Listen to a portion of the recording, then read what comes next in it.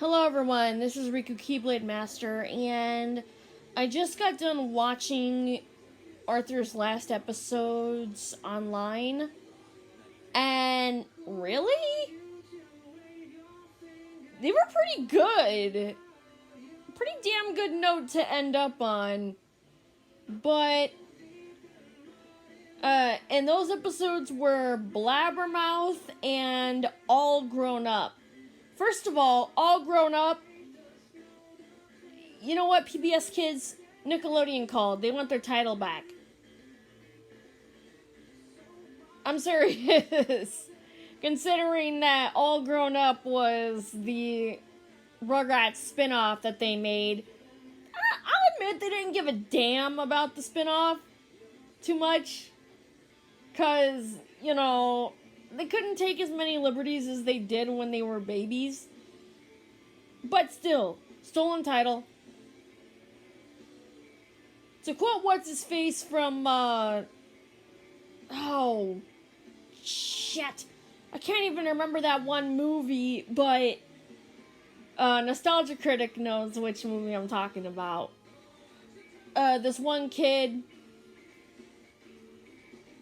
he's like, my God, you should sue somebody. It was a live-action movie. Oh my God, I can't remember it. But anyway, there was, but seriously, you really should sue somebody.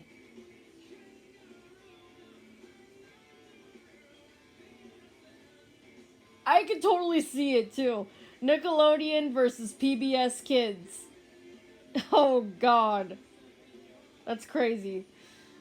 But anyway, yeah, after several years, yes, unfortunately, Arthur is leaving. Has left. Now, they said that they're gonna air reruns, which is cool. Which is cool. You know, because there are a lot of unique, episodes to the series. They take a lot of huge imaginative courses. But then there are those that are so bad. I'm gonna go there. The Bleep, Arthur's Big Hit, I'm looking at you too. Anyway, the first episode that we're going to tackle today in a review is Blabbermouth.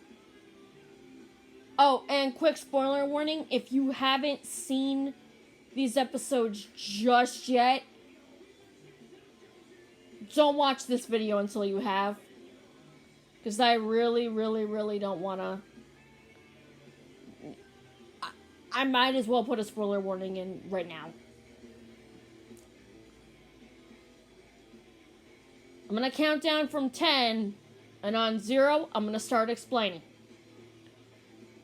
That means I'm going to give you 10 seconds to leave if you don't want to get spoiled. 10, 9, 8, 7, 6, 5, 4, 3, 2, 1, 0. Still here? Good. Alright, so here we go. Blabbermouth is, of course, what you would expect. It deals with secrecy. And the fact that Buster, I guess, can't keep a secret. It starts out with Francine and Muffy and one other character. Well, anyway, these three come over to Arthur's. But before that, Arthur's like, oh shoot, I forgot. Has to call Buster. And Buster's like, oh no. I gotta get over to Arthur's pronto. So, yeah. Arthur forgot to mention the surprise party to Buster. And they block the door till Buster gets here. By the time they get in, Buster is there catching his breath. By the way, Buster Bunny. Yeah. Just because you stole the name from a rejected cartoon, or maybe the rejected cartoon stole the name from Arthur. I don't know which one came out first. Hold on. Actually, I'm gonna Google that really quickly. Hang on, you guys. Hey Google, what year did Tiny Toon Adventures come out? Here is some information from the web that might possibly help. 1990. On the website Amblin.com, they say, Tiny Toon Adventures ran for 3 seasons, from 1990 to 1992. People also sometimes ask me, how old are the Tiny Toons? Do you want to hear the answer? Yes.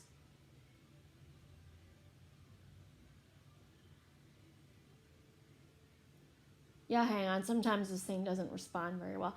Hey Google, what year did Arthur come out? Here is some information from the web that might possibly help. 1996. According to Wikipedia, the television series is based on the Arthur Adventure book series, written and illustrated by Mark Brown. WGBH Boston, along with Montreal-based Cinart, began production of the animated series in 1994 and aired its first episode on October 7, 1996. People also sometimes ask me, how old is Arthur? Do you want to hear the answer? Yes.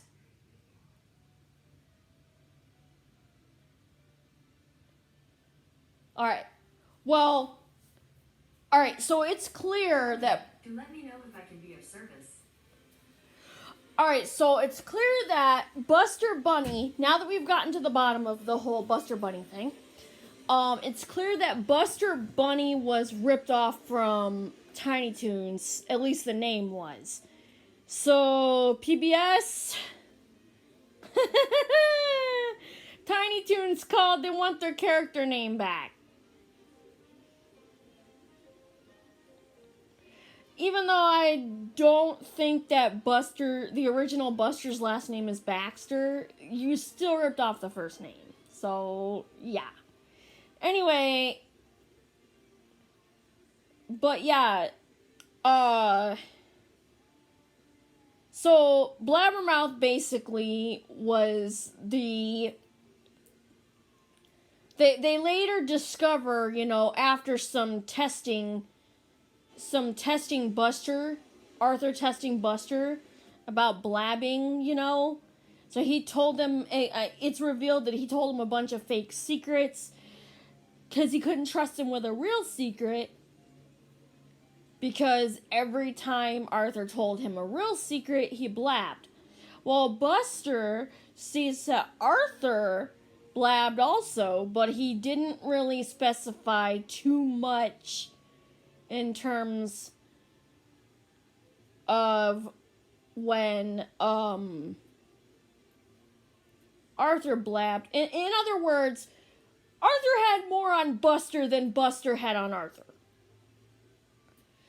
Well, in the next few seconds, they realize that maybe best friends don't have to tell each other everything.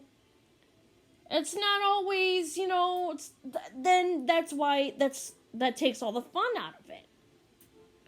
The whole best friend thing, it takes all the fun out of it, which it does.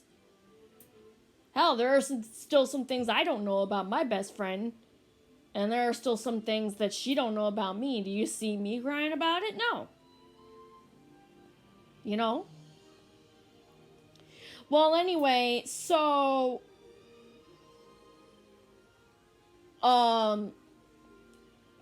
the next segue takes us to, one of those stinking, word from us kids, whatever. They were doing character traits, blah, blah, blah. I skipped that segment because it wasn't that interesting. Except for the fact that this one kid had a really unique drawing of Arthur. I liked that. But anyway, the thing is this.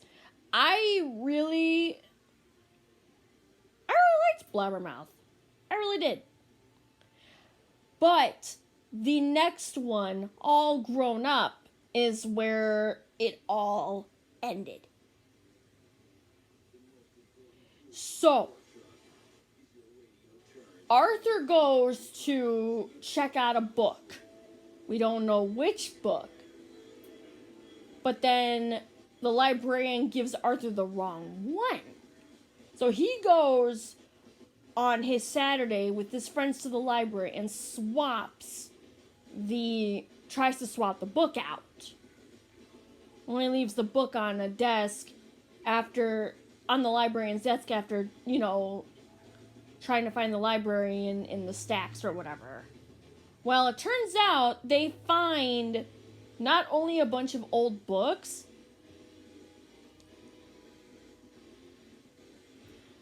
like 101 uses for whisks or something. I don't know. Buster's like, I'm so checking this out. Anyway, so they find Oscar the Oracle, which is apparently a fortune-telling octopus game. And it says that Muffy is gonna be a business person. Well, actually, no. Muffy's gonna be a public servant of some kind. So she imagines herself as a mailman, which obviously doesn't end well. Because she gets chased by a dog. Then, they all take turns. Arthur tries to find out what he is. But once Arthur takes his turn, the machine goes haywire and goes kaputskis. Kaka-poo-poo. Anyway.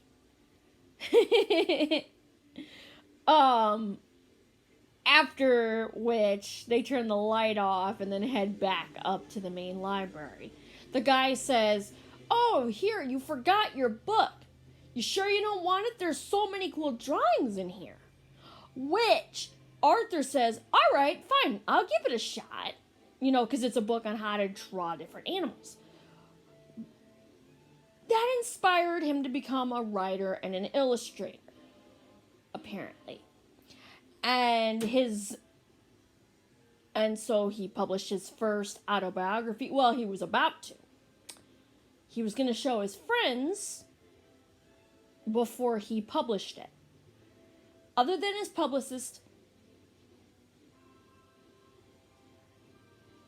not even his publicist, excuse me.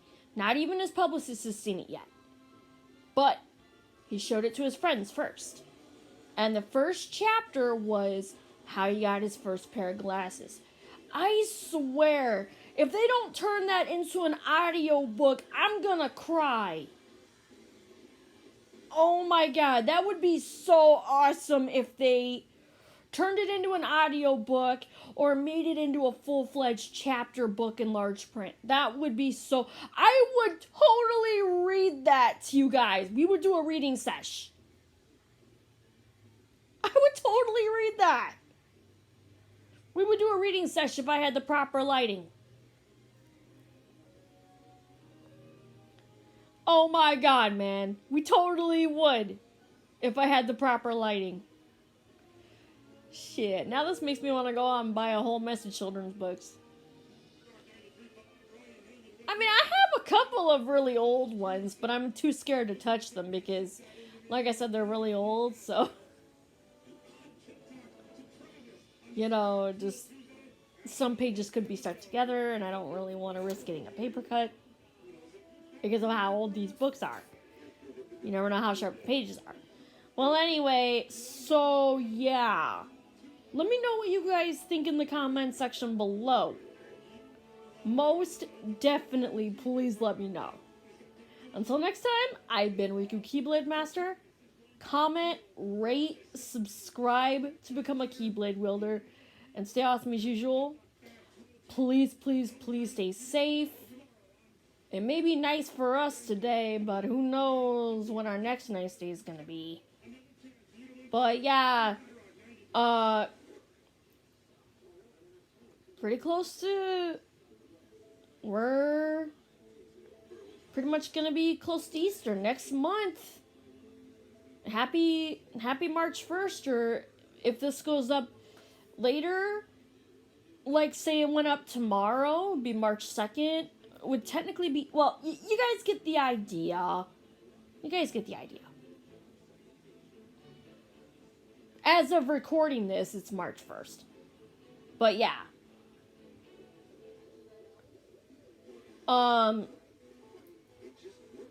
It's obvious, this is obviously the day I'm recording this. It might not go up on the same day, but who cares? Well, anyway, I also ran into a Switch game that really scared the shit out of me.